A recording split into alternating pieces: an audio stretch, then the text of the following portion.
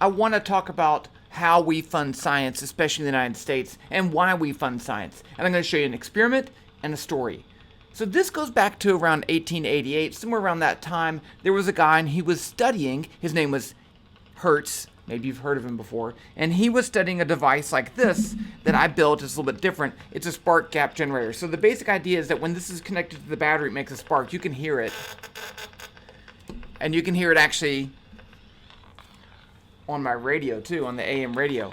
So what he did was to show, he didn't use a radio, of course, but what he did was to show that electromagnetic waves exist and can propagate through space and you can detect them. And when asked about his research, he said, there's no use whatsoever. And what about the applications? No application. He said, there's nothing you could do with it. It's just for basic research. It's just for, because we want to understand. Of course, that's how we get radios. That's how we get Wi-Fi. Wi-Fi is a type of radio wave. So we get all this stuff. So the point is, we fund stuff, and some of it makes money, but you can't say we're only going to fund stuff that makes money because you never know what's going to make money or not. And that's the idea of basic research. There's countless other stories of this where we just do stuff because we want to find out that it's useful, and not that it's useful, because we want to know. And it turns out to be useful. So you can't just say, I'm going to only fund the science projects that make money. It doesn't work that way.